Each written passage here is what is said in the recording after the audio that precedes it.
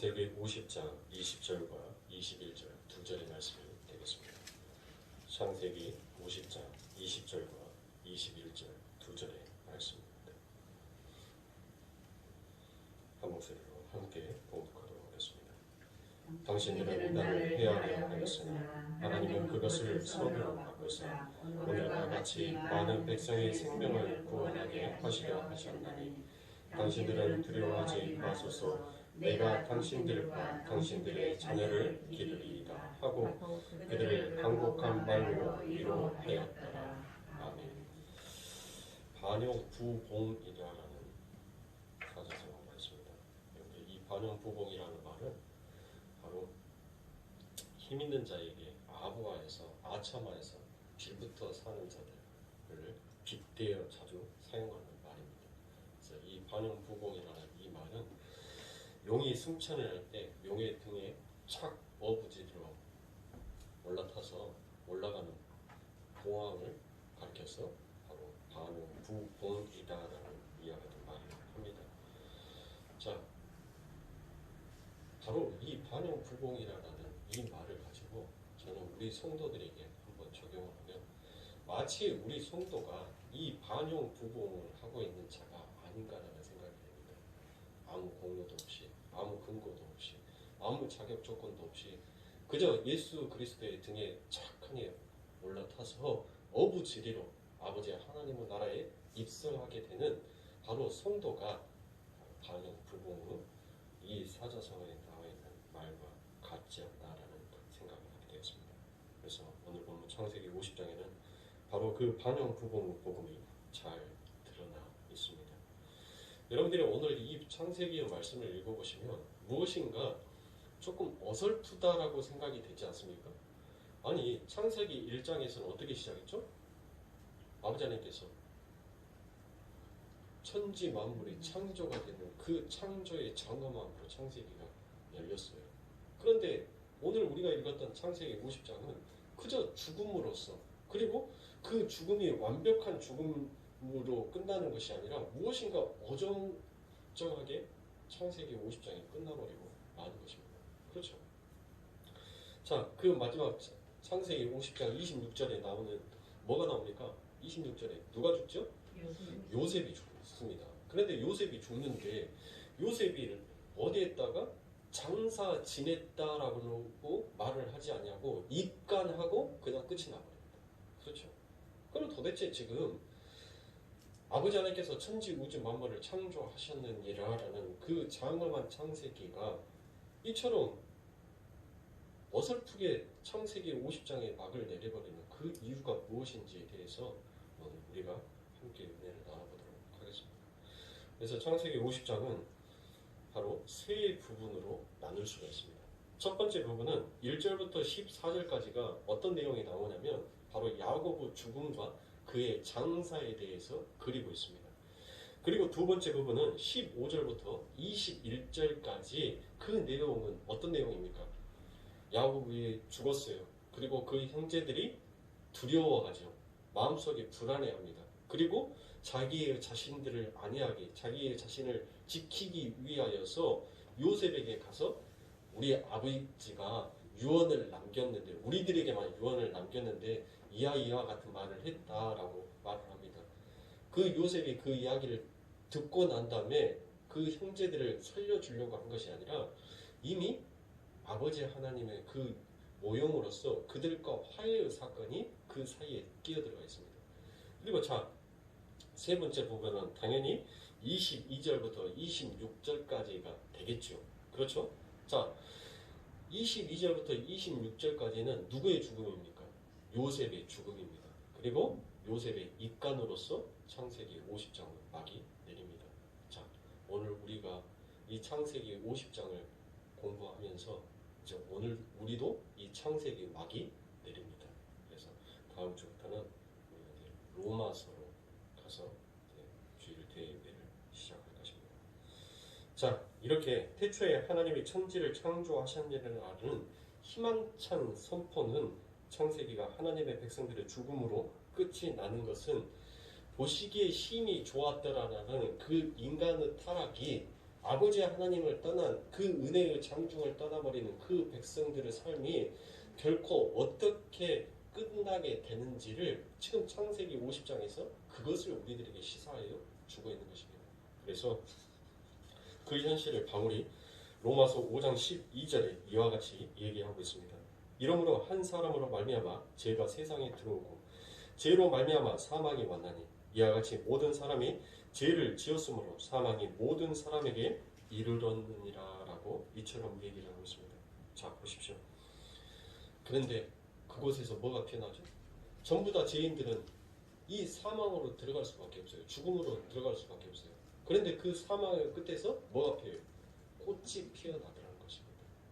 이 야곱과 요셉의 죽음 사이에서 바로 예수 그리스도의 그 화해의 사건이 끼어 있는 것처럼 그의 형제들이 서로 화해하는 그 말씀이 끼어 있는 것처럼 바로 영원히 죽을 수밖에 없었던 우리들의 인생과 삶 가운데 있어서 그 하나님 그리고 그 예수 그리스도의 화해의 사건이 결국은 우리를 사는 자로 만들어 주더라는 것입니다. 자, 그래서 아버지 하나님께서는 죄악과 악을 뭘로 바꾸어 주셨더라고요? 선으로 바꾸어 주셨다라고 얘기합니다. 그래서 오늘 본문 20절과 21절에 다시 한번 보도록 하겠습니다.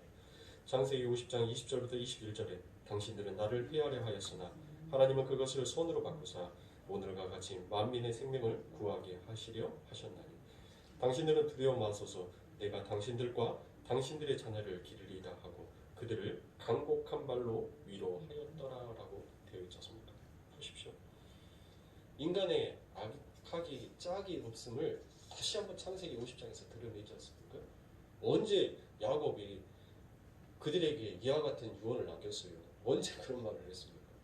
인간의 악함이 얼마나 극대에 달아 있는 건지 자기의 목숨을 연연코자 인간은 그렇게 자기를 사유할 수밖에 없는 존재임을 다시 한번 출애굽기에서는 인간의 무력함과 인간의 악함을 다시 한번 드러냅니다. 그런데 그 악함과 그 무력함을 아버지 하나님께서 뭘로 바꿔버려요? 선으로 바꾸어 버리시는 것이에요. 그래서 그 요셉이 지금 누구의 모형을 하고 있다고요? 예수 그리스도의 모형을 하고 있다고 했죠. 그래서 마치 자기를 그 노예로 팔려서 이 가진 고생을 하고 인자 조금 세상의 권력을 잡아서 살만한 그에게 아첨하고 아부하는 것처럼 그렇게 보여지지만 요셉은 예수 그리스도의 모형으로 예수 그리스도의 그 모습으로서 그들을 가감하게 용서한 것입니다. 네. 요셉이 뭘 기억했어요? 그의 인생 가운데 있어서 내가 이렇게 고난을 당하고 환난을 당한 것은 형들이 당신들이 나를 이렇게 만든 것이 아니라 우리 아버지 하나님께서 나를 이렇게 만드셨다는 것을 요셉이 그것을 깨달았기에 그의 형제들을 용서할 수 있었던 것이었습니다. 보십시오. 우리 아버지 하나님께서 우리들에게 지금 당신의 백성들에게 이와 같이 얘기를 하고 계시는 거예요. 봐라, 나의 사랑하는 자녀들아, 너희들이 아무리 무력하고 악하며 너희들이 죽어 마땅한 자이긴 하지만 나는 내 아들을 너희들에게 내어 보내줌으로 인하여서 나는 너희들을 용서하기로 했다. 그러니까 아무것도 두려워하지 마라. 이제 내가 너희들을 지키고 너희들을 보호하여서 반드시 내 아버지 하나님은 그 나라에 너희들을 입성시키겠다라는 아버지 하나님의 그 따뜻한 사랑의 메시지가 이 창세기 50장 마지막 절에도 다시 한번 녹아져 내려 우리들에게 보여주고 있는 것입니다. 자, 그래서 이 창세기 50장의 사건은 바로 창세기 1장에서 아버지 하나님의 예언이 그대로 또다시 한번 실현이 된 것 있음을 우리들에게 보여주고 있는 것입니다. 자, 창세기 1장에서 그 첫째 날 뭐가 나오죠? 그 첫째 날 뭐가 물러나죠? 뭐가 물러납니까? 자, 빛이 있으라 해버립니다. 그러면 그 전까지는 뭐였다는 거예요? 어둠이 있었다는 거잖아요. 그렇죠? 그래서 그 어둠 속에서 빛이 있으라 하니까 그 어둠이 뭐합니까? 떠나가 버리잖아요. 자, 창세기 1장에서 나오는 그 첫 번째 그 창조의 사건은 바로 아버지 하나님께서 반드시 당신이 살아가는 당신의 백성들을 삶 가운데 있어서 어둠을 내어 쫓아버리고 그들의 삶을 빛의 삶으로 이끌어 가시겠다는 아버지 하나님의 그 언약이 바로 지금 어디에 담아져 있어요? 창세기 50장의 내용이 그대로 담아져 있잖아요. 그렇죠? 야곱의 인생과 요셉의 인생들을 한번 봐보십시오. 그들의 삶 가운데는 어둠이었었어요. 그런데 빛이 있으라는 그 아버지 하나님의 말씀이 그들에게 떨어지자, 아버지 하나님의 간섭이 그들에게 임하여지자, 즉시로 그들의 인생과 그들의 삶 가운데 누가 하나님을 간섭하며 하나님의 은혜와 하나님의 일하심이 그들의 삶 가운데 드러나게 되더라는 것입니다. 자, 두 번째, 아버지 하나님께서 뭐를 창조하십니까? 궁창의 물을 아버지 하나님께서 창조하시죠. 그래서 궁창 위의 물과 아래의 물로 나누시죠. 자, 이 사건은 무슨 사건입니까? 바로 우리가 오늘 50장에서 읽었던 그 두 번째 부분, 무슨 사건? 화해의 사건이 이 안에 들어가 있는 것입니다. 보십시오. 예수 그리스도의 그 죽으심으로 인하여서 제6시부터 제9시에 뭐가 임하였어요? 어둠이 쫙 깔렸잖아요. 그렇죠. 어둠이 쫙 깔리고 난 다음에 뭐가 찢어졌습니까? 성소의 휘장이 찢어졌죠.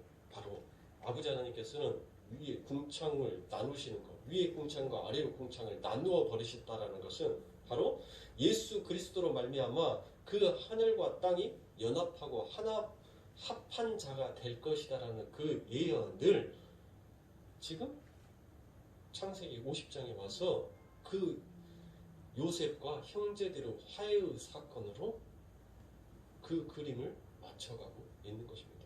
자, 세 번째 어떻습니까? 세 번째는 뭐가 있었습니까? 자, 저주의 바다가 물러가고 이제 뭐가 나눠져요? 물과 묻이 나누어지게 되죠. 자, 보십시오. 아버지 하나님은 백성들의 인생과 삶 가운데 있어서 그렇게 저주의 삶은 이제 물러가고 묻, 바로 아버지 하나님의 백성으로서 서야 될 아버지 하나님의 그 나라가 우리들에게 주어진다라는 것을 아버지 하나님께서 언약하여 주셨습니다. 야곱의 인생도 보십시오. 파란만장한 그의 인생과 그의 삶 가운데 있어서 야곱이 자식들에게 뭐라고 말을 합니까? 자기 환도뼈에 손을 넣게 하고 너는 내게 맹세하라 맹세하라. 나를 반드시 이 야곱에서 장사 지내지 말고 내 조상이 있는 그곳에 가서 나를 장사 지내달라고 야곱은 그와 같이 고백을 하였지 않습니까? 그곳이 어디예요? 그것이 바로 천국인 것이에요. 아버지 하나님과 백성들이 모여있는 그 곳인 것입니다. 그리고 자, 이처럼 아버지 하나님은 창조의 언약이 그 안에 다 들어가 있는 상태에서 자, 네 번째, 다섯 번째, 여섯 번째는 뭐냐면 우리가 이제 그 무트를 밟았잖아요. 그 아버지 하나님의 나라에서 새로운 피조물로 새롭게 창조될 그 아버지 하나님의 나라 안에서 새롭게 창조될 그와 같은 모든 것들을 아버지 하나님께서는 넷째 날, 다섯째 날, 여섯째 날 아래 그 안에 전부 다 집어 넣으시는 것입니다. 그리고 마지막 날 일곱 번째 뭐 하죠? 우리 하나님께서 안식을 하시죠. 자, 아버지 하나님의 나라가 어떠한 나라인지 그것을 하나님께서 우리들에게 보여주고 계시는 것입니다. 그래서 창세기 1장에 이 아버지 하나님의 언약의 내용이 창세기 50장에 우리들에게 알기 쉬운 그림으로 다시 한번 보여주고 있는 것입니다. 그러니까 여러분들 성경은 얼마나 과학적이고 얼마나 일괄성이며 얼마나 논리적으로 성경이 기록이 되어 있는지 여러분들 아시겠죠? 성경은 일괄적이게 이 세상의 기복이 아닙니다. 이 세상의 만사 형통이 아니에요. 오직 성경은 아버지 하나님의 그 언약 안에 담겨져 있는 예수 그리스도의 은혜만 성경은 계속적으로 강조하여 말씀하고 있는 것입니다. 그래서 오늘 말씀 속에서도 그 첫 번째 바로 야곱의 죽음과 그 세 번째 요셉의 죽음 사이에는 뭐가 있습니까? 여러분들 창세기 50장을 읽어보면 이 야곱의 죽음과 요셉의 죽음에는 무엇인가 좀 다름이 있어요. 그렇죠? 뭐가 다를까요? 바로 야곱의 죽음에는 뭐가 있었습니까? 애통과 애곡과 슬픔이 있었습니다. 그러나 요셉의 죽음에는 뭐가 있습니까? 요셉의 죽음에는 그 애통하는 것과 애곡하는 것과 그 슬픔이 빠져 있습니다. 자, 창세기 50장 10절부터 11절에 보면 그들이 요단강 건너편 아달 타작 마당에 이르러 거기서 크게 호곡하고 애통하며 요셉이 아비를 위하여 7일 동안 애곡하였더니 그 땅 거민 가나안 백성들이 아담마당을 애통을 보고 가로되 이는 애굽 사람의 큰 애통이라 하였으므로 그 땅 이름을 아벨 미스라임이라 하였으니 라고 되어 있죠. 자, 그러면 세 번째 우리가 이 요셉의 죽음을 한번 보죠. 자, 창세기 50장 26절에 보면 요셉이 110세의 죽음에 그들이 그의 몸에 향 재료를 놓고 애굽에서 입간하더라라고 끝이 나버립니다. 아니, 이왕 기록을 할 거면 요셉이 어디에서 어떻게 죽었는지에 대해서 어디에다 갖다 묻었는지에 대해서 좀 기록을 하고 창세기 50장을 끝냈으면 오히려 더 좋지 않을까라는 생각을 하지 않습니까? 왜 이렇게 어정쩡하게 창세기 50장을 그냥 입간했다라고 그렇게 끝을 내버리고 있을까요? 바로 창세기 50장에서 바로 요셉의 죽음이 입간으로 끝나는 것은 요셉의 죽음이 이 세상의 죽음으로 끝이 나서는 아니 됨을 우리들에게 시사하여 주고 있는 것입니다. 아버지 하나님의 백성은 아버지 하나님의 은혜를 입은 자는 반드시 어디에서? 가나안에서 그의 삶이 이 세상의 죽음과는 다른 아버지 하나님의 잔치의 삶으로 열어져야 되기 때문에 그의 삶 가운데 있어서 입간으로만 끝이 나는 거예요. 그리고 또 여러분들 요셉은 그 마음속에서 어떤 언약이 있었냐면 바로 자기의 증조 할아버지죠. 아브라함이. 그 아브라함에게 언약했던 그 하나님의 언약을 그 요셉은 기억하고 있었습니다. 하나님께서 아브라함에게 뭘 약속을 했습니까? 내가 너로 큰 민족을 이루게 할 것이다라는 그 아버지 하나님의 언약이 있었기에 그 요셉은 그의 유언 가운데 나를 반드시 내가 백골이 되더라도 내 해골을 내 시신을 메고 아버지 하나님께서 약속으로 주시겠다라고 하는 그 땅에 가서 나를 묻어달라라고 그의 유언에 남기죠. 그렇죠. 바로 그거입니다. 아버지 하나님께서 지금 창세기 50장을 통해서 우리 성도들에게 요구하시는 삶은 바로 그거예요. 너희들의 삶 가운데 있어서 너희들의 인생 가운데 있어서 그 아버지 하나님의 뜻이 너희들의 인생을 사는 동안 이루어지지 아니하고 나타나지 아니한다 할지라도 아버지 하나님의 소망은 반드시 너희들에게 이루어지니까 그것을 신뢰하며 신실하게 너희들은 따라가야 한다. 그래서 이 요셉의 믿음이 우리들에게 다시 한번 요구되고 있는 바이기도 합니다. 그래서 본문 24절부터 25절에 보면 그 이유를 분명하게 얘기하고 있습니다. 창세기 50장 24절부터 25절에 보면 요셉이 그 형제에게 이르되 나는 죽으나 하나님이 너희를 구원하시고 너희를 이 땅에 인도하여 내사 아브라함과 이삭과 야곱에게 맹세하신 땅에 이르게 하시리라 하고 요셉이 또 이스라엘 자손에게 맹세시켜 이르기를 하나님이 정녕 너희를 구원하시리니 너희는 여기서 내 회고를 메고 올라가겠다 하라 하였더라라고 되어 있지 않습니까? 보십시오. 이렇게 아버지 하나님께서는 또 우리의 믿음의 선진들은 믿음의 후손들에게 이것을 얘기하고 주고 싶은 거예요. 내가 백골이 되어서 여러분들 백골이 된다는 것은 뭐예요? 백골이 된다는 것은 뭐냐고요? 자기가 죽어서라도 그 아버지 하나님의 뜻은 반드시 이루어질 것이다라는 그 믿음의 소망을 갖고 있는 것이 그게 진짜 아버지 하나님의 백성이다라는 것을 우리들에게 보여주고 있는 것입니다. 그래서 히브리 기자는 히브리서 11장 22절에 믿음으로 요셉은 임종시에 이스라엘 자손들을 떠날 것을 말하고 또 자기 해고를 위하여 명하였으며라고 말을 하고 있지 않습니까? 실제로 요셉이 어디에서 장사를 지냅니까? 어디에서 장사를 지내? 바로 여호수아 24장에 가면 드디어 그 여호수아가 요셉의 장사를 지냅니다.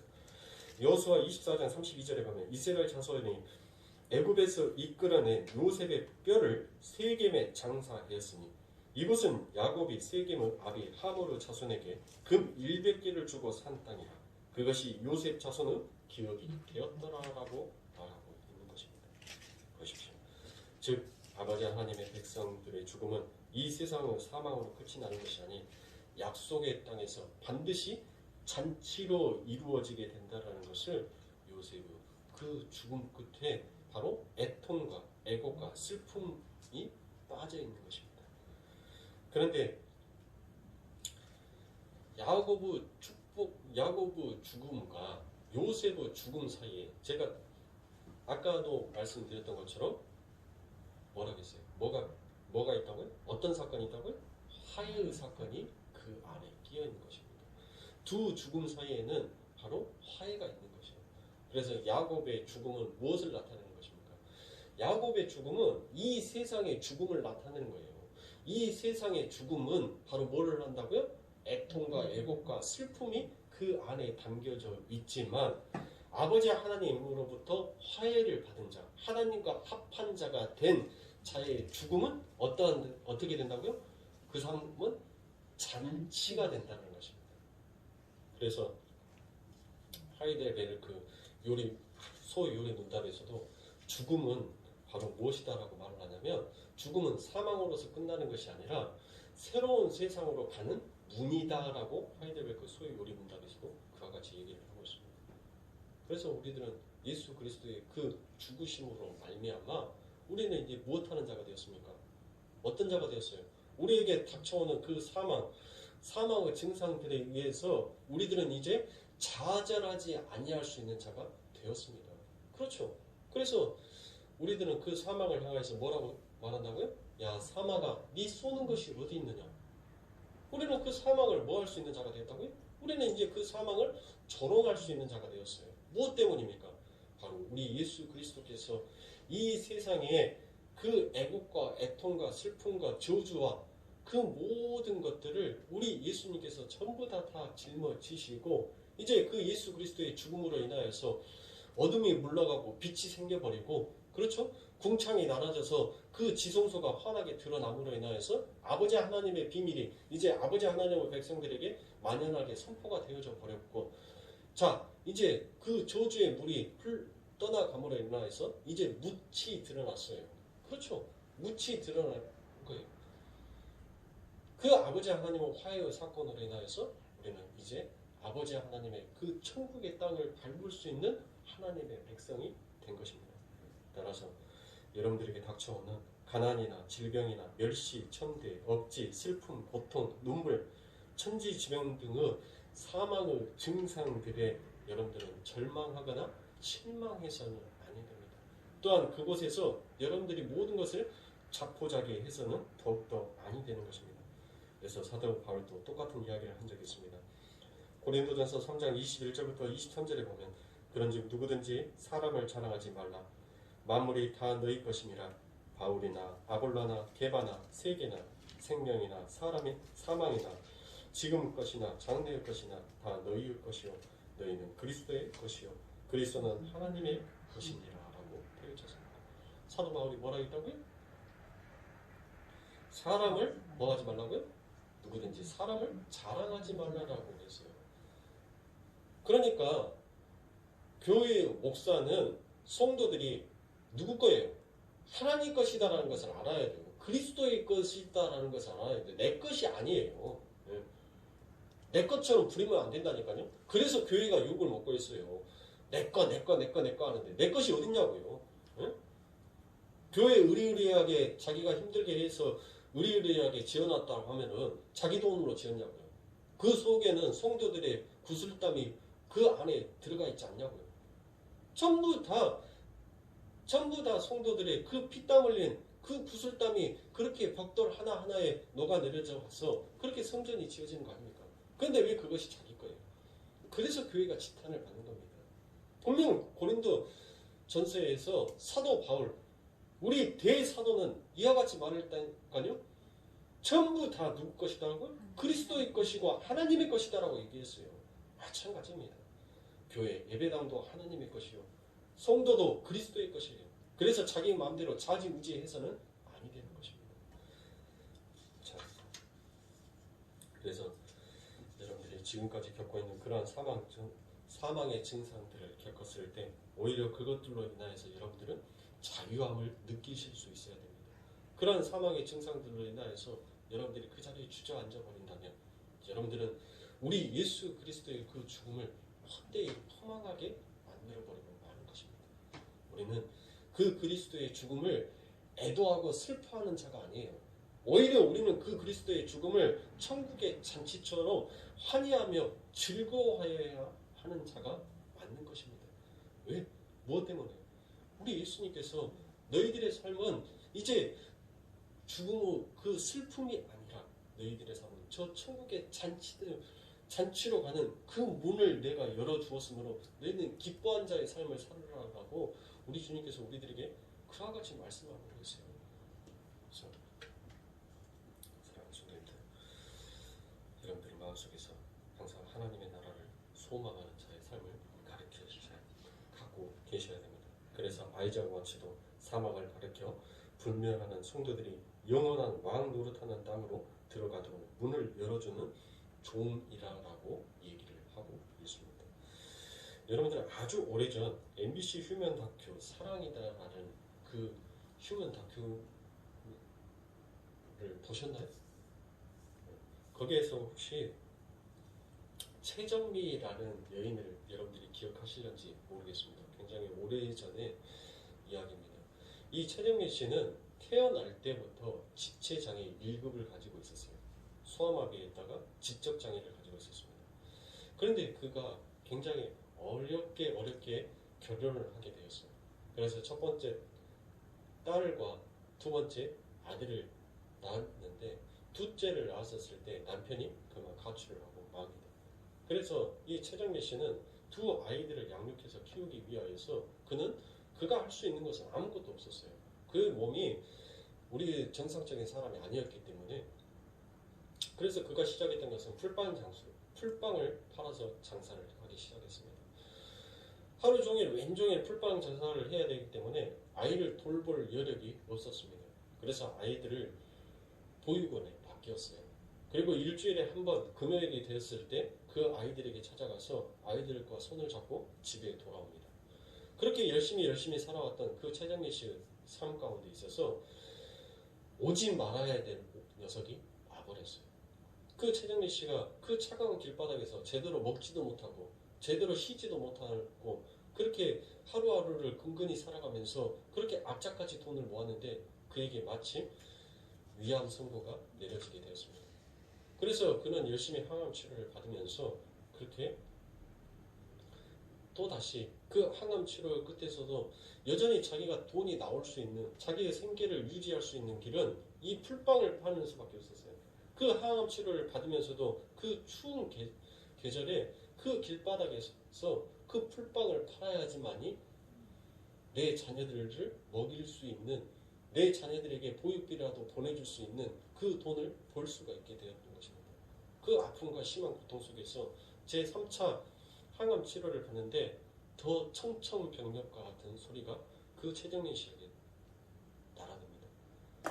그의 위암으로 인하여서 항암 치료를 받았던 그 암이 임파선을 타고 이미 모든 곳으로 전부 다 번져버렸다는 것입니다. 그 얘기를 들었던 그 최정민 씨는 그 자리에서 큰 충격을 받았겠죠. 그런데 그는 그 자리에서 좌절하지 않았고 자기의 모든 삶을 자포자기하지 않냐 했습니다. 내 삶 가운데 있어서 얼마 남지 않은 삶이라 하더라도 나는 내 삶 가운데서 열심히 해서 내가 한 푼이라도 더 벌어서 내 아이들에게 무엇인가라도 주고 싶다라는 그와 같은 마음이 있었어요. 그런데 몸은 좀처럼 말을 듣지 않습니다. 예전과 똑같이 금요일이 되었어요. 그래서 아이들을 데리고 그 아이들이 있는 그 보육원에 가서 그 아이들 큰딸 은서를 데리고 그리고 이제 집에 옵니다. 그 은서와 승현이가 그 집에 와가지고 엄마가 끓여주는 그 떡국을 먹으면서 굉장히 즐거워하고 있어요. 여러분들 생각해 보세요. 그 단칸방에서 그 추운 계절에 그냥 떡국 한 그릇 끓여가지고 먹는데 그 아이들은 그 얼굴에 엄청난 기쁨이 있었다니까요. 뭐 때문인가요? 그렇게 기다렸던 내 엄마와 함께 그 자리에서 식사를 할 수 있었다는 그 기쁨에 그 아이들은 마냥 즐거웠어요. 그런데 엄마는 아무것도 먹지를 못하고 있는 거죠. 그래서 큰딸 은서가 그 수저로 자기가 먹던 떡국을 엄마 입에다 넣어줍니다. 엄마, 이거 너무 맛있어. 엄마도 한번 먹어봐 하고 먹어줘요. 그때 최정민 씨가 울컥 그 떡국을 넘기면서 울고 말아버립니다.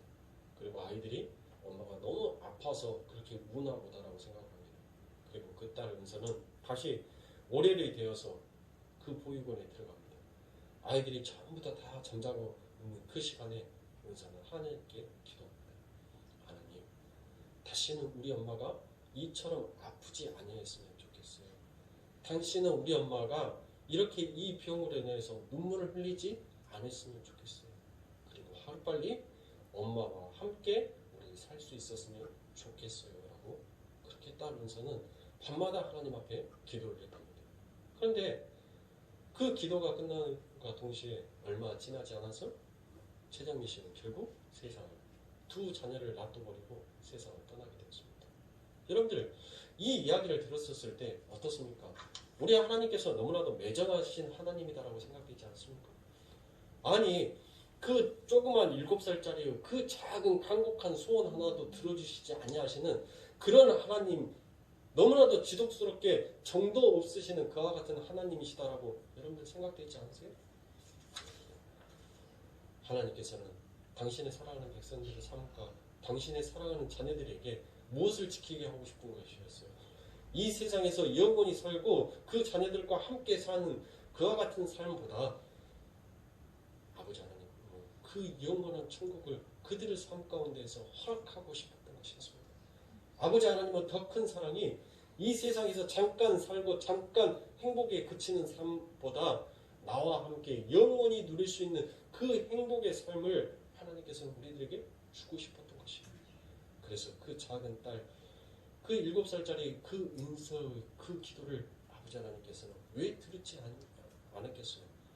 왜 우리 아버지 하나님께서는 그 어린 영혼이 하나님의 이름을 부르짖으면서 그 열악한 환경 속에서 하나님께 기도하는 그 착한 마음을 우리 하나님께서는 왜 들어주시지 않았겠습니까? 그러나 세상의 행복과 세상에 누리는 그 안위보다도 아버지 하나님의 나라에서 더 큰 행복과 더 큰 사랑을 누리게 될 것을 하나님께서 그들의 삶을 가르쳐 주는 것입니다. 사랑하는 성도님들, 우리의 삶도 마찬가지입니다. 우리가 비록 이 세상 가운데 있어서 그 사망의 증상들로 인하여서 우리가 때때로 좌절하고 죽고 싶을 만큼 고통스럽고 괴로운 마음이 우리들에게 있을 수도 있습니다. 여러분들, 우리는 그 사망의 증상들에게 사망아, 네 쏘는 것이 어디 있느냐? 우리는 오히려 그 사망을 호통치면서 그 사망을 통해서 우리는 우리들에게 닥쳐오는 그 환난과 그 고통과 그 아픔을 이겨내고 견뎌낼 수 있는 자가 되어야 하는 것입니다. 그래서 예수 그리스도의 십자가가 그 사실을 우리가 지난 시간에 공부한 창세기 49장 야고보 유언에서도 잘 나타나고 있는 것입니다. 창세기 49장 10절에 보면 우리 유다를 떠나지 아니하며 지배자의 지팡이와 그 발 사이에서 떠나지 아니하시기를 실로가 오시기까지 미치리니 그에게 모든 백성이 복종하리로다라고 되어 있습니다. 자, 이건 야곱이 유다에게 준 축복의 유언입니다. 그렇죠? 그런데 여기에서 실로라는 지명이 나옵니다. 그런데 야곱은 이 실로라는 지명을 뭐처럼 표현했어요? 이 실로는 지명이었어요, 하나의. 그런데 야곱은 그 실로를 인격체적으로 지금 가리키고 있는 것입니다. 자, 이 실로가 어디 있는지 바로 에레미야서에 가면 잘 나와 있습니다. 에레미야서 7장 12절에 보면 너희는 내가 처음으로 내 이름을 둔 처소 실로에 가서 내 백성 이스라엘의 악을 인하여 내가 어떻게 행할 것을 보라라고 말씀하고 있죠. 자, 에레미야서 7장 12절에 분명히 그 실로는 아버지 하나님께서 처음으로 이름을 둔 성막이었어요. 그렇죠? 자, 실로는 보시다시피 하나님의 이름을 둔 그와 같은 성막인데 하나님께서 그 성막을 뭐 하십니까? 떠나버리세요. 자, 시편 75편 56절부터 60절에 보면 그러할지라도 저희가 지존하신 하나님을 시험하며 반항하여 그 증거를 지키지 아니하며 저희 열조같이 배반하고 괴사를 행하여 속이는 활같이 빗가서 자기 산당으로 그 노를 격동하며 저희 조각한 우상으로 그를 진노케 하였으며 하나님이 들으시고 분내어 이스라엘을 크게 미워하사 실로의 성막 곧 인간이 세우신 장막을 떠나시고라고 되어 있지 않습니까? 자, 보십시오. 하나님께서 당신의 이름을 두신 처음 장막에서 떠나시는데 그 이유가 당신의 백성들이 뭐 했다고요? 너무나도 폐역했기 때문에 그래서 아버지 하나님께서 그곳을 떠나버리시는 것입니다.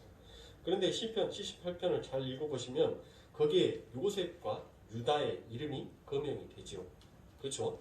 시편 78편 67절부터 72절에 보면 또 요셉의 장막을 실어 버리시고 에브라임 지파를 택하지 아니하시고 오직 유다 지파와 그 사랑하시는 시온산을 택하시고 그 성소를 산의 높음 같이 영원히 두신 땅 같이 지으셨으며 또 그 종 다윗을 택하시고 양의 우리에게 취하시며 전 양을 지키는 중에서 저희를 이끄사 그 백성인 야곱 그 기업인 이스라엘을 기르게 하셨더니 이에 저가 그 마음에 성실함으로 기르고 그 손에 공의함으로 지도하였도다라고 되어 있습니다.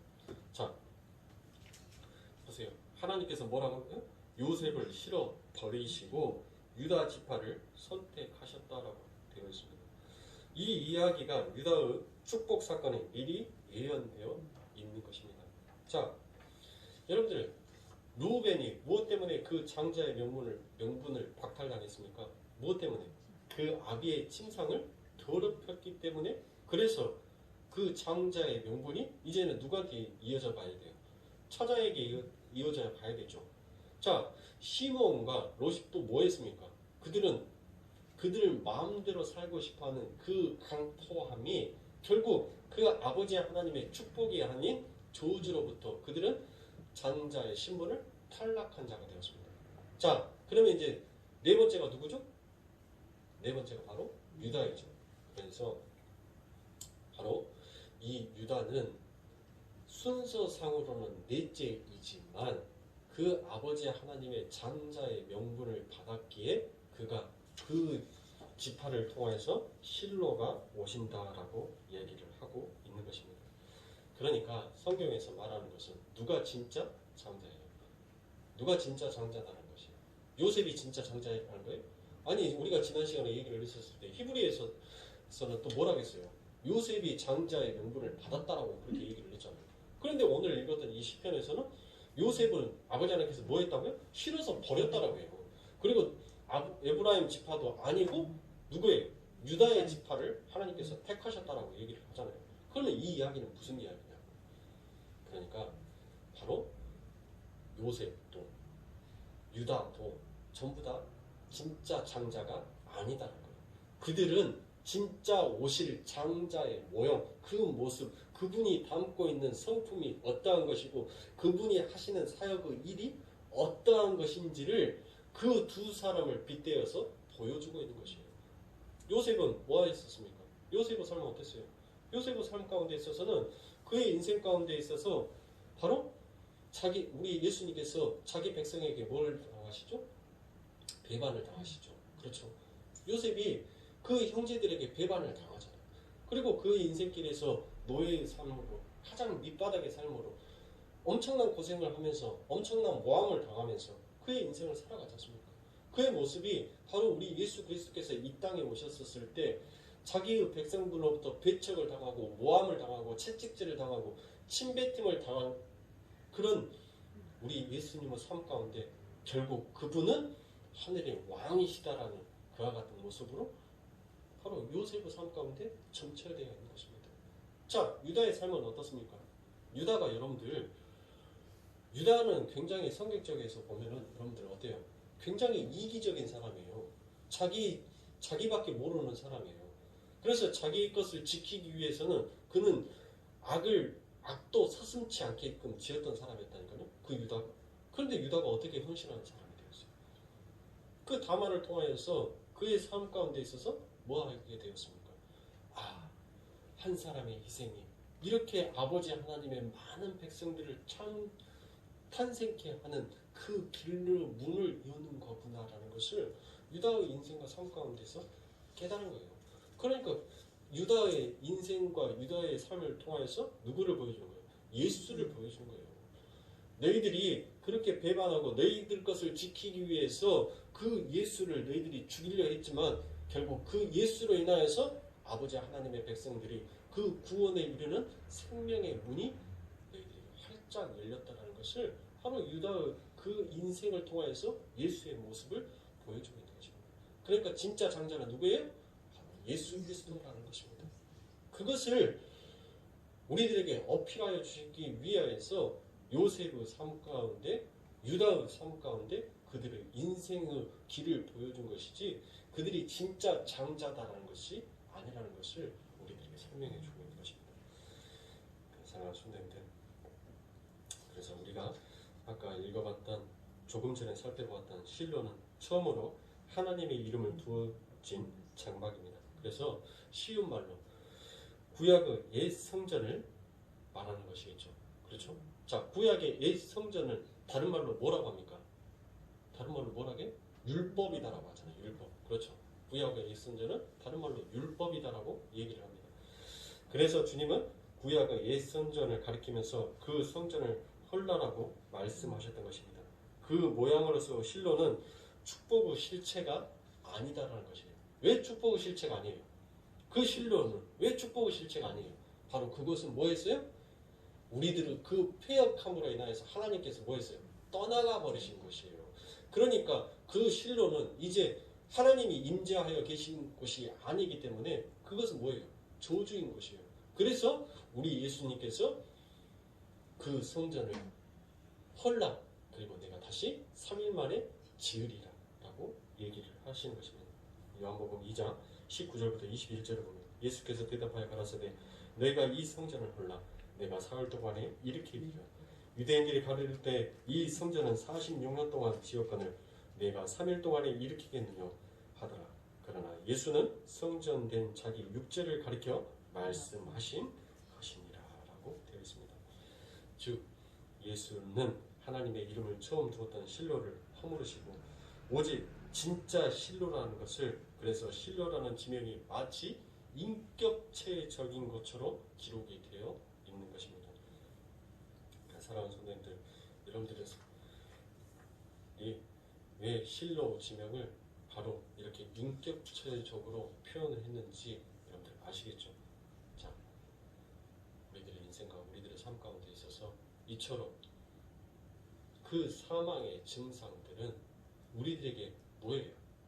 아버지 하나님의 나라를 더욱더 소망하며 신실한 자로 서가게 하는 하나의 우리들의 가르침의 교재본과 똑같은 것입니다. 그런데 여러분들 우리 안에는 그 아버지 하나님의 소망, 그 하늘 나라를 소망하고 아버지 하나님을 믿는다 하면서 그 사망의 증상들로 인하여서 우리가 좌절하고 낙심하며 모든 것을 포기하고 하나님을 저주해버리는 자가 된다면 우리 인생에 얼마나 불쌍한 인생이 됩니까? 그래서 우리 아버지 하나님께서는 그 사망들의 증상들을 우리들에게 내어주었지만 그 속에서 오직 하나님만을 붙잡고 하나님만을 붙들 수 있는 그 믿음의 마음을 우리 아버지 하나님께서 지키고 계시는 것입니다. 우리 아버지 하나님은 그 지키심이 없으시면 우리는 얼마든지 세상으로 다시 되돌아가 버릴 수밖에 없는 자예요. 우리 하나님의 그 지키심, 우리 하나님의 그 보호하심은 바로 우리들이 그 사망의 증상들 앞에서 여전히 그 마음을 세상에 돌이키지 아니하고 오직 하나님 앞에 무릎 꿇고 하나님의 말씀을 상고하며 하나님 앞에 기도하며 하나님의 말씀을 청종하려고 하는 우리의 마음, 그 마음을 갖게 하는 그 하나님의 지키심, 그 보호하심이 우리를 이끌어가고 계시는 것입니다. 그러면 사랑하는 성도님들, 우리들은 뭘 하셔야 되겠습니까? 그 아버지 하나님 앞에 내 소원, 내가 원하는 것을 들어주지 아니한다고 그 아버지 하나님을 원망하거나 그 아버지 하나님을 핀잔해서는 아니 되겠죠. 오히려 이 사망의 증상들 속에서 나를 지키시고 보호하여 주신 그 아버지 하나님 앞에 더욱더 우리는 감사할 수 있는 그와 같은 자가 되어야 하는 것입니다. 오늘 본문의 말씀처럼 반영 부보 우리는 어부지리로 그 예수 그리스도의 등에 업혀서 지금 우리는 하늘을 날고 있는 것입니다. 제가 지난 시간에 거북이 날다라는 말씀을 드렸죠. 우리는 그 독수리의 등에 업혀서 우리는 저 창공을 날고 있는 것입니다. 반영 부봉도 우리는 똑같은 것이에요.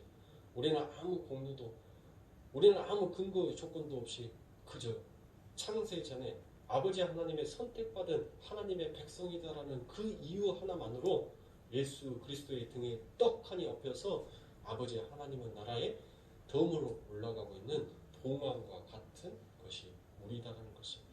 그래서 우리들의 삶 가운데 있어서 더욱더 하나님을 찬양하고 감사하고 경배하는 삶을 살아야 된다는 것을 성도님들 잊지 마시기 바랍니다.